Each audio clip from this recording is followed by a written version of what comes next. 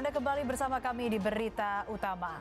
Bak drama sinetron saudara, polemik kasus ijazah Jokowi ini tak kunjung menemukan akhir. Jalur hukum yang digadang-gadang akan mengakhiri benang kusut justru seolah mandek. Tak maju ataupun mundur, jalan di tempat.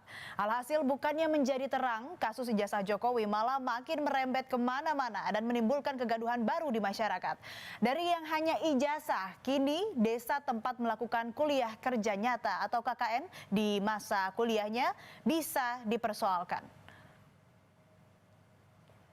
Desa KKN Jokowi tak luput dari sorotan Roy Suryo CS. Mengapa hal ini jadi sorotan Roy Suryo CS? Sebelumnya, saat Bareskrim menyatakan ijazah Jokowi asli, salah satu bukti yang dilampirkan adalah foto Jokowi melakukan KKN di Desa Ketoyan, Kecamatan Wonosegoro, Boyolali, Jawa Tengah pada tahun 1983. Demi menelusuri fakta itu, Rismon Sianipar mendatangi tempat yang disebut sebagai lokasi KKN Jokowi. Rismon Sianipar bersama para penggugat ijazah Jokowi bahkan menemui Camat Wonosegoro di Boyolali, tempat desa KKN Jokowi. Rismon memang sengaja datang untuk melakukan investigasi sendiri.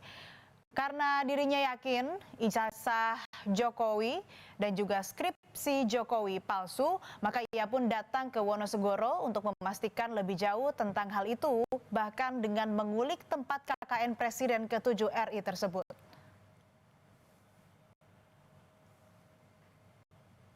Jadi mumpung kita ada di Solo, kenapa enggak kita mampir untuk ke Boyolali, Kecamatan Wonosegoro.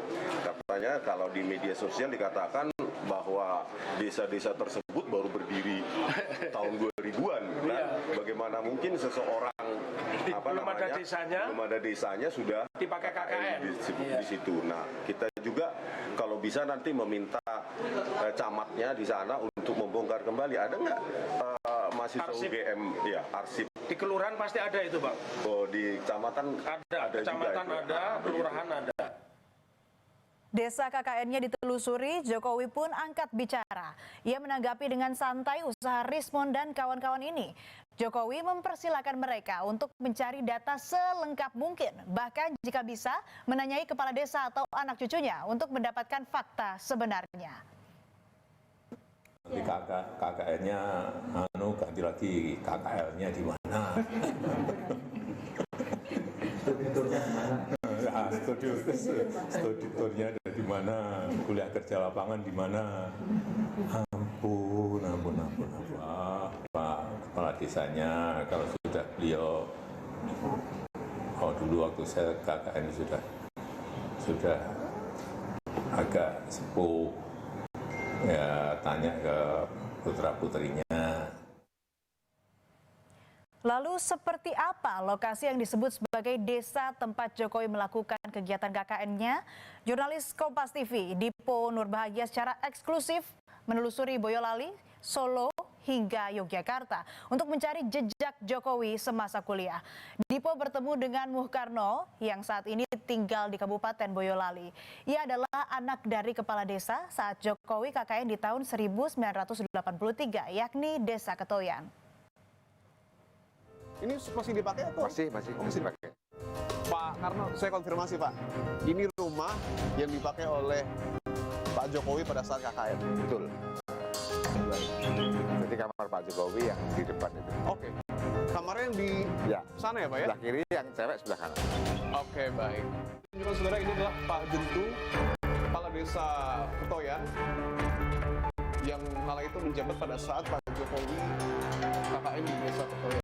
Saudara, untuk pertama kali secara eksklusif saya akan tunjukkan ini adalah kamar yang dulu digunakan oleh Presiden ke-7 Joko Widodo pada saat melakukan KKN di Desa Ketoyan. Lokasi di sini Pak ya? Ya. Saat itu Bapak mungkin masih ingat tempat tidurnya di mana Pak? Ya di sini. Posisi di sini ya? Ya. Oke, di sini. Ya. Diisi oleh Dua orang ini. dua orang ya? Ya, satu Pak Jokowi, yang satunya Pak Mas Ecot dari Jember. Oke, di sini dulu adalah tempat tidur yang digunakan oleh Pak Jokowi dan Pak Ecot ya Pak? Ecot dari Jember. Jember, oke. Bapak masih ingat mungkin aktivitas apa saja Pak yang dilakukan Pak Jokowi dengan teman-teman pada saat KKN? Ya, aktivitas dengan warga kampung bikin papan petunjuk dan lain sebagainya itu. Jadi pembinaan dengan anak-anak muda, Karang Taruna pada waktu itu. Roy Suryo CS sempat mengklaim jika Desa Ketoyan tempat KKN Jokowi ini fiktif, saudara. Dan untuk memastikan hal tersebut, jurnalis Kompas TV Dipo Nurbahagia dalam program Dipo Investigasi bertemu dengan perangkat desa setempat. Sekretaris Desa Ketoyan pun menampik informasi soal Desa Ketoyan yang baru berdiri tahun 2000-an. Sebelumnya dalam keterangan Bareskrim Mei lalu, Jokowi disebut melakukan KKN semasa kuliah di tahun 1983.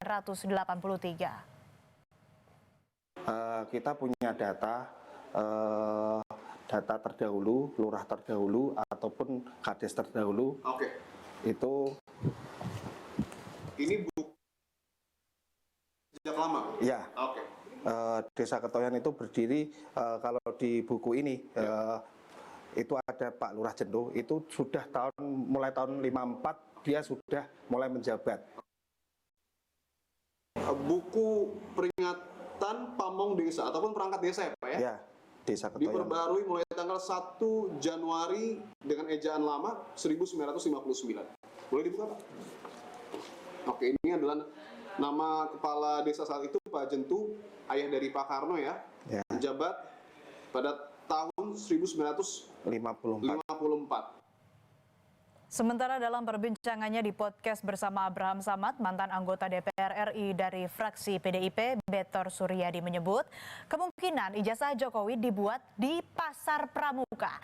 Pasar Pramuka dikenal sebagai tempat jasa pengetikan skripsi maupun percetakan dokumen, namun pernah juga ditemukan jasa pembuatan sejumlah dokumen palsu di sana, termasuk ijazah palsu. Sebelumnya Betor juga bilang bahwa Andi Wijayanto yang pernah berperan sebagai sekretaris tim kampanye nasional Jokowi JK tahun 2014 pernah melihat langsung ijazah Jokowi.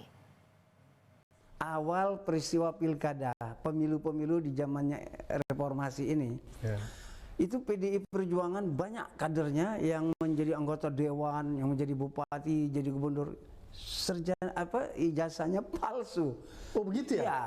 Ya, jadi karena palsu semua, seharusnya Bareskrim yang sekarang ini kalau mereka pada tahun-tahun di awal 2012-2010 itu sudah menjadi polisi, mereka tahu betapa banyaknya ijazah-ijazah yang diproduksi oleh Pasar Pramuka. Jadi Solo itu pada awal 2012 itu datang ke Jakarta. Pak Jokowi nih rombongannya Pak Jokowi. Di antara rombongan itu ada nama-nama ini, ketemulah dengan kawan-kawan di DKI. Nah, dari DKI itu mereka terus bikin pertemuan-pertemuan, terus bertemulah di Jalan Cikini itu. Markasnya Jalan Cikini. Jalan Cikini. Dari situ terus mereka terbitkanlah itu ijazah. Terus dari situ Jokowi lolos. Andi Wijayanto pun mengakui telah melihat langsung ijazah Jokowi saat mencalonkan diri di Pilpres 2014 maksud kami. Ia menyebut saat itu seluruh berkas termasuk ijazah Presiden ke-7 RI tersebut sudah dinyatakan sah dan lengkap oleh KPU. Melihat, memegang langsung ijazah dari Pak Jokowi, juga ijazah Pak JK, dan kelengkapan administrasi, baik semua berkas-berkas data diri, ijazah sekolah, hingga ijazah universitas dikumpulkan, diserahkan ke KPU sebagai persyaratan pencalonan Pak Jokowi dan Pak JK. Sementara itu di ranah hukum, pendalaman terkait kasus ijazah palsu Joko Widodo masih berlanjut, namun belum ada perkembangan yang signifikan.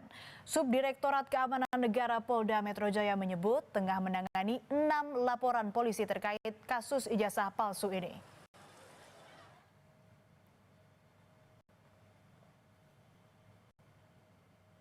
Saat ini penyidik telah menggabungkan total ada 6 LP terkait rangkaian peristiwa terkait ijazah ini.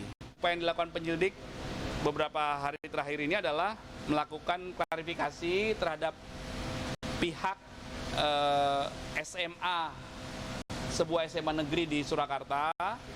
Kemudian ada melakukan klarifikasi juga terhadap pihak sebuah universitas di Yogyakarta. Bermula dari ijazah hingga melebar ke lokasi kuliah kerja nyata Jokowi, tampaknya kasus yang menyeret nama Presiden ke-7 RI belum juga akan tuntas. Semoga polisi bisa segera mengurai kekusutan kasus ini. Tetap bersama kami di